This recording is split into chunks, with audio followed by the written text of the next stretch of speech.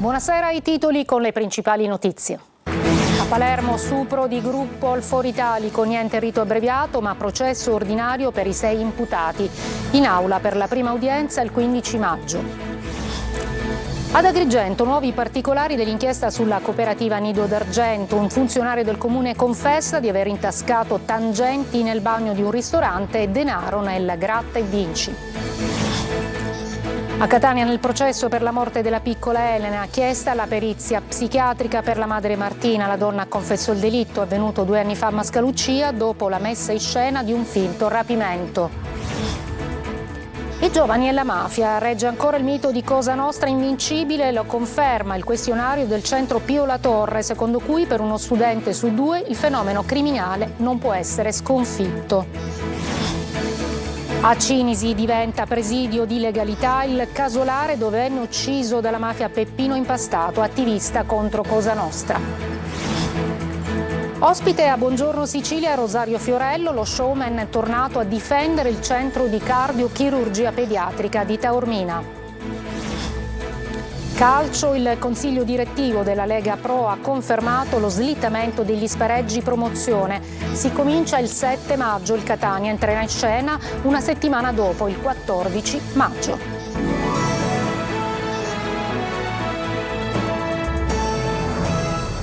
Buonasera, dunque no al rito abbreviato per i 6 giovani accusati dello stupro di gruppo al Foro Italico a Palermo. L'avvocata della ragazza dice tutto ruota sul consenso che non c'era.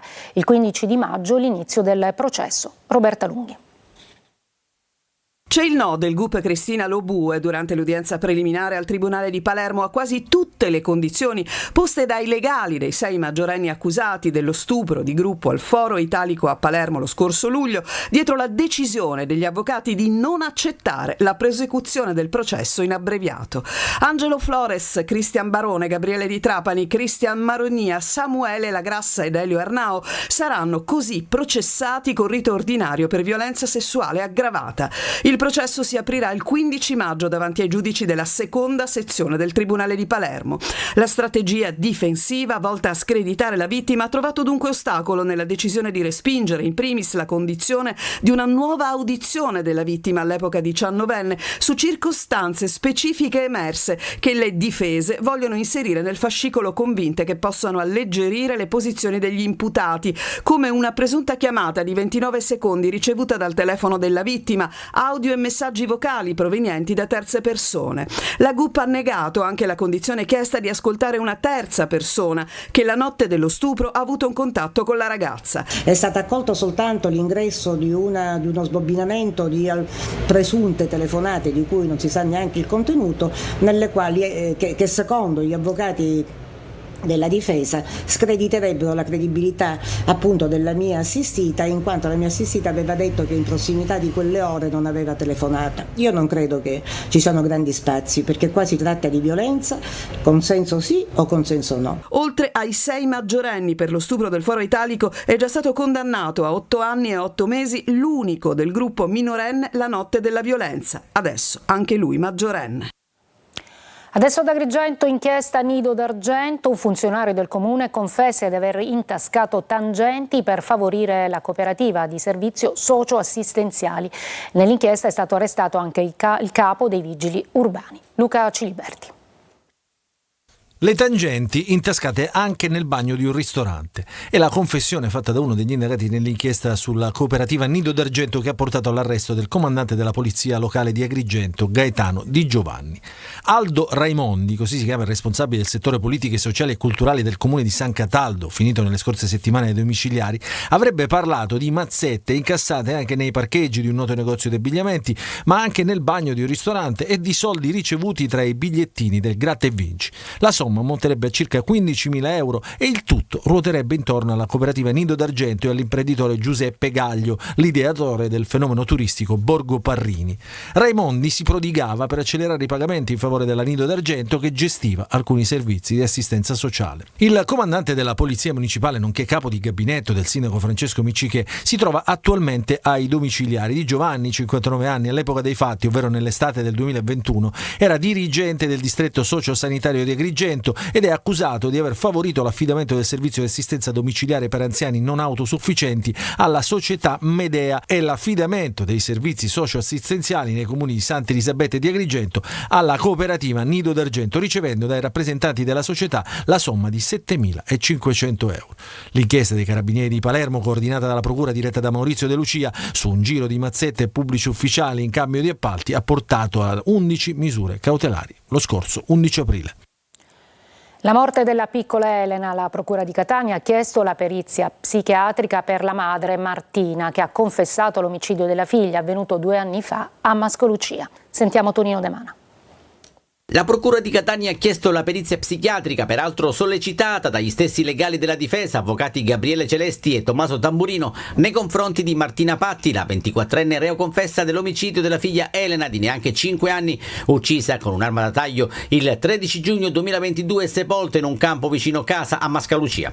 La decisione dei giudici, a seguito anche di una consulenza tecnica del professore Petralia, è prevista il 20 maggio. In mattinata parola ai testimoni della difesa ed in particolare ad uno zio, Gaetano Patti. I reati contestati alla donna sono omicidio premeditato aggravato, occultamento di cadavere e simulazione di reato. Come si ricorderà, Martina Patti finse il sequestro della bambina all'uscita dall'asilo. Martina Patti confessò il delitto ma non spiegò mai il momento. Una delle piste battute dagli investigatori sarebbe la gelosia nei confronti dell'ex compagno e padre di Elena, Alessandro Del Pozzo. La scintilla potrebbe essere stata la sera trascorsa dalla piccolina con i nonni paterni e la felicità della bimba nel frequentare la compagna del padre. Poi il crudele atto: la madre va a prendere Elena all'asilo ed esce nuovamente con l'auto per creare un diversivo. È in quel lasso di tempo che avviene il delitto in un terreno abbandonato, dove la madre seppellisce il corpicino nascosto in sacchi di plastica nera e sotterrato con una pala. Poi fa scattare la messa in scena, avvisa per telefono del falso sequestro i genitori e il padre di Elena. Tornata a casa, infine, si reca dai carabinieri. Ai militari dell'arma associa il rapimento di alcune minacce che nel 2021 l'ex convivente aveva trovato davanti al cancello di casa per una rapina per la quale Del Pozzo era stato arrestato nel 2020 e poi assolto per non avere commesso il fatto. Poi la confessione shock sull'uccisione della figlia, l'arresto e l'iter processuale ancora in corso al Tribunale di Catania. Regge ancora il mito della mafia invincibile, lo conferma il questionario del centro Pio La Torre, secondo cui per un giovane su 2 il fenomeno mafioso non può essere sconfitto. Lorena Dolci.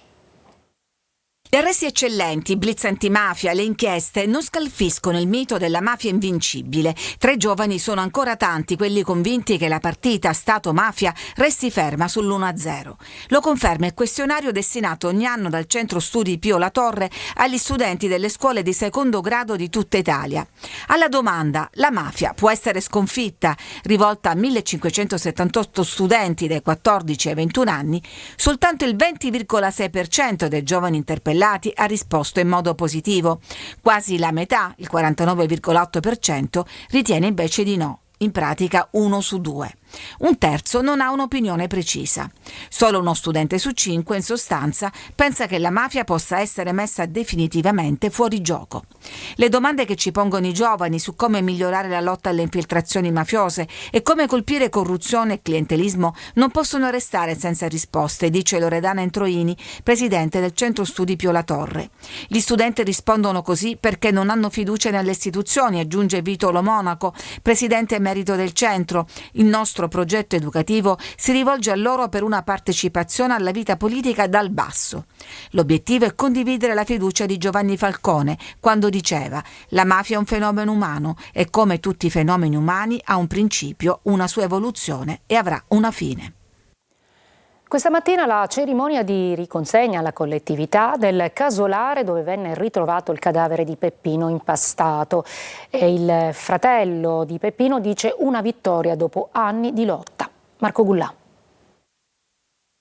In questo casolare, il 9 maggio del 1978, Peppino Impastato, il giornalista attivista di Cinzi che lottava contro la mafia, fu assassinato da Cosa Nostra. Poi il suo corpo venne abbandonato su questi binari. Dopo anni di lotta, oggi è un giorno decisamente importante, significativo. Questo casolare viene restituito alla collettività e sarà aperto al pubblico ogni giorno. Chiunque quindi potrà visitare un luogo simbolo della lotta alla mafia. Oggi il taglio del nastro. Il 9 maggio la Regione concederà in uso, in comodato gratuito, naturalmente all'Associazione Peppino Impastato l'utilizzo di questo calare solare che è stato ristrutturato con fondi della stessa Regione.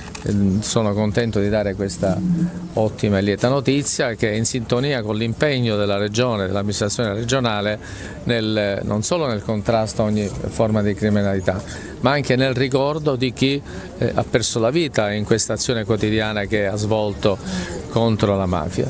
Il fratello di Peppino Impastato, Giovanni, sorride. Oggi il casolare ha una nuova vita. Il casolare non può cadere nel degrado, perché purtroppo qui in Italia si fanno le grandi opere, si spendono tanti soldi e poi si abbandonano. Allora, per evitare una cosa del genere, noi ci siamo resi disponibilissimi a gestire il casolare, che per noi è importante, perché qui migliaia e migliaia di persone vengono da ogni parte d'Italia e il casolare deve rimanere aperto. Il 9 maggio, giorno dell'uccisione di Impastato, il casolare verrà quindi affidato a Casa Memoria. A Catania sono stati completati i lavori della posa della pista ciclabile e del rifacimento dei marciapiedi dell'asfalto del manto stradale in via Domenico Tempio. Le 2 corsie per ognuna delle carreggiate non hanno più i restringimenti per i lavori del cantiere, che ora si concentreranno sugli allacci del percorso pedonale. E alla vigilia dell'anniversario dell'omicidio di Pio La Torre, la CGIL rievoca la figura del politico che ha dato il suo nome ad alcuni dei più importanti strumenti di contrasto alla mafia. Lorena Dolci. Le sue intuizioni, maturate dopo anni di battaglie sindacali e di conoscenza diretta della realtà, hanno contribuito in maniera incisiva alla lotta alla criminalità organizzata da parte delle istituzioni. La testimonianza più alta, quella del Capo dello Stato, è una delle voci che ricordano Pio La Torre, il segretario del PC siciliano ucciso 42 anni fa insieme al sautista Rosario Di Salvo. Lo rievoca il documentario Ora tocca a noi, realizzato da Walter Veltroni e proiettato all'Assemblea Nazionale della CGIL contro mafia e corruzione. Un film che alla vigilia della commemorazione ripercorre le tappe di un'esistenza dedicata all'impegno civile e alla lotta alla mafia a fianco dei braccianti. E che c'è la fame? Eppure questa la conosciamo, per chi è la nostra, per chi ci appartiene. Fra le voci anche quella dell'attuale procuratore capo di Palermo, Maurizio De Lucia. Nessuno meglio di Cosa Nostra aveva capito l'importanza dell'azione di Pio La Torre, importanza storica, tant'è che gli strumenti del contrasto alla mafia che ci dà la legge Rognoni La Torre sono quelli che da 40 anni abbiamo usato e i risultati sono sotto gli occhi di tutti. Ora tocca a noi è proprio la frase che La Torre disse pochi giorni prima del suo assassinio, consapevole che Cosa Nostra stava stringendo il cerchio attorno a lui. La mafia rimane sempre la stessa, un sistema di potere che è legato da un interesse esclusivo, l'accumulazione illecita. Uno degli strumenti con cui la mafia e le mafie controllano pezzi interi dell'economia reale è tutto il sistema degli appalti, dei subappalti e dei finti appalti. A Catania 2 furti di auto avvenuti a distanza di un giorno l'uno dall'altro vicino Corso Sicilia. I 2 complici, entrambi catanesi, già noti alle forze dell'ordine e adesso denunciati, il 25 gennaio hanno rubato una Lancia Y parcheggiata in via Luigi Rizzo ed il giorno seguente una Fiat Panda in sosta su via Domenico Cimarosa. Entravano in azione, si vede nelle immagini della videosorveglianza, sempre allo stesso modo. Si appostavano ai lati dell'auto da rubare e in pochi minuti mettevano a segno il furto. Ospite di Buongiorno Sicilia, questa mattina Fiorello è tornato a difendere il centro di cardiochirurgia pediatrica di Taormina. Sentiamolo. È una cosa che si deve fare assolutamente, perché voi sapete che la Sicilia è grande, la Sicilia è veramente grande e 2 poli così importanti, cioè la distanza, cioè basta pensare che quello di Taormina insomma serve tutta la costa orientale, non solo la Calabria, ma anche un sacco di gente che viene pure dall'estero per curarsi a Taormina. Palermo sta dall'altra parte, quindi la Sicilia è grande, un solo centro non ce la può fare, ce ne vogliono 2 e quello di Taormina non deve chiudere assolutamente. Crisi idrica in Sicilia, sospesa la distribuzione di acqua nel comune di Caltanissetta e in alcune località limitrofe. Luca Cilberti.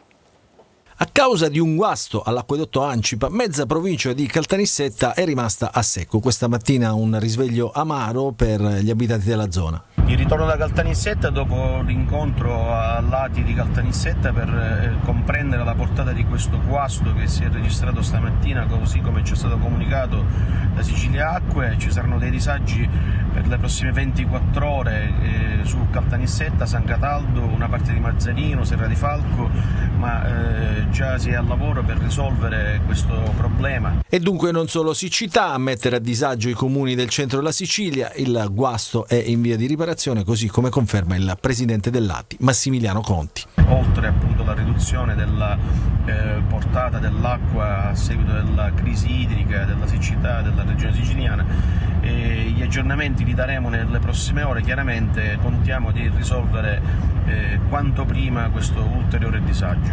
Al lavoro sempre per garantire un servizio necessario e primario ai cittadini. Una breve pausa e poi la verve di Fiorello a Buongiorno Sicilia.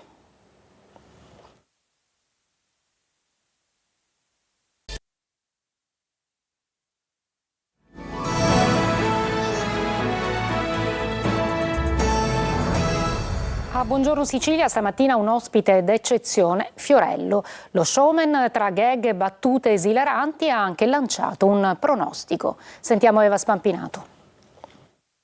È arrivato Rosario! Ciao ragazzi! Ciao Fiorello, benvenuto! Bene, grazie! La simpatia di Fiorello irrompe a Buongiorno Sicilia e con lui tutta la squadra del morning show più seguito della TV italiana. Lo showman e conduttore siciliano ha ricordato gli inizi della sua carriera tra radio e TV con un aneddoto legato proprio alla nostra emittente. Antenna Sicilia, mi ricordo, andai ospite una volta, sai? Sì. Perché diventai un po' un personaggio, a un certo punto, il periodo delle radio libere, delle radio private. Ecco. Io feci un tentativo di record di trasmissione continuata. Sì, il record fu 3 giorni e 2 notti. Fabrizio Biggio e Mauro Casciari, che ogni mattina alle 7 affiancano Rosario Fiorello a Viva Rai 2, sono i complici di un personaggio che continua a rimanere unico nel suo genere, un intrattenitore che riesce a trasformare in sketch anche una telefonata con la mamma. C'è una telefonata familiare, non so che un secondo. In tutto questo lui ha anche i suoi problemi. Sì, un attimo solo, ma è vera, è vera. Sì. Guarda, oddio, allora, no, certo. Michele, hai ragione. La trasmissione si avvia alla conclusione e in attesa di sapere se anche l'anno prossimo il morning show sarà riconfermato su Rai 2, Fiorello si candida per un eventuale ritorno in Sicilia. Lo devo dire, dai, lascio la Rai, lo devo dire. Ma vi detto che non l'avete detto a nessuno? Lo devo dire, lo dico. On ne vai? Ad Antenna Sicilia! Acireale è trasformata per giorni in un giardino a cielo aperto per la festa dei fiori, tra musica e colori. Premiato il carro contro la violenza sulle donne. Il 1° maggio, gran finale con il concertone. Desiree Ferlito. Acireale è diventata un giardino a cielo aperto, pieno di colori e profumi in occasione della tradizionale festa dei fiori. Fiori che anche quest'anno hanno adornato il centro barocco della cittadina catanese in una festa durata 5 giorni, con parate, mostre floreali, spettacoli e grandi artisti. Momento clou della kermesse la sfilata dei carri floreali e le macchine infiorate, realizzati da artigiani che hanno dato vita a uno spettacolo unico e raffinato. Le rappresentazioni hanno contemplato anche quest'anno temi sociali ed attualità. Ad aggiudicarsi il primo posto il carro dedicato alla lotta alla violenza sulle donne, Io di te non ho paura. Al centro del carro un bellissimo e maestoso cigno rappresenta la donna, che in esso sembra trovare la sua rinascita. Alle spalle del cigno, sullo sfondo, il volto di una donna, pura e delicata su un lato, maltrattata e sfregiata dall'altro. L'uomo violento rappresentato da un lupo per simboleggiare la sua ferocia. Anche la grande musica italiana, protagonista dei 5 giorni di festa ad Acireale. Dopo il successo di Max Gazzè e delle vibrazioni, a chiudere la kermesse la Sicily Folk Orchestra, Mario Venuti e Caballà, che hanno riempito la centralissima Piazza Duomo. Pausa il calcio e poi i play-off che slittano per il Catania.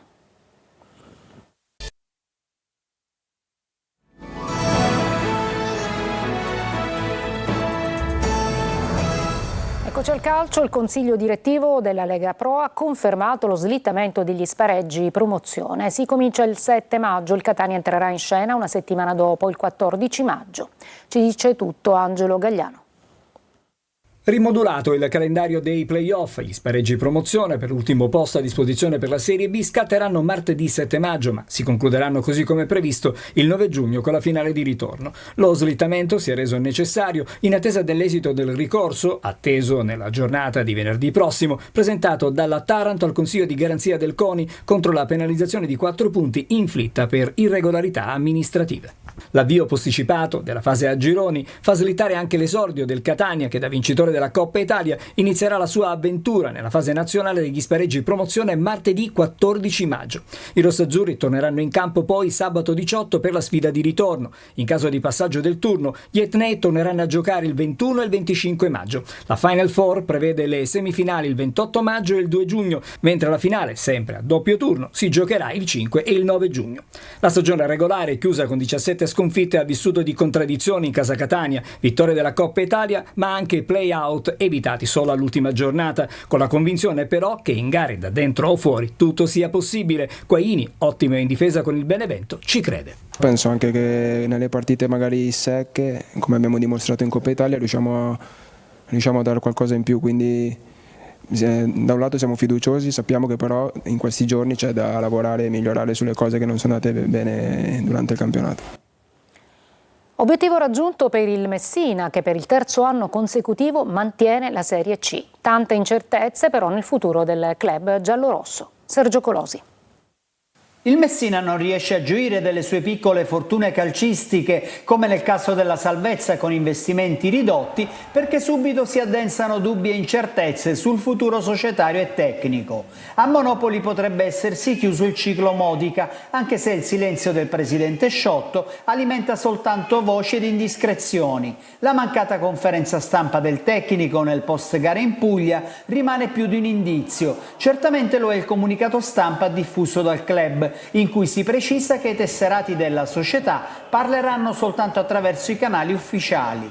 Un modo non troppo velato per evitare mal di pancia ad allenatori e calciatori che, lontano dai microfoni, non hanno nascosto i loro disagi stagionali. Le dimissioni del direttore generale Costa e del team manager Cammarata sono i primi segnali che 3 mesi da protagonista sul campo, da dicembre a febbraio, hanno soltanto mascherato i soliti problemi societari. Dell'attuale organico, tra prestiti, accordi in scadenza e giocatori con le valigie in mano, rimarranno sotto contratto soltanto in 6. L'ennesima rivoluzione è dietro l'angolo e questo metodo gestionale di Sciotto, contestato dai club, prima o poi presenterà il conto. È tutto, grazie per l'ascolto e buona serata.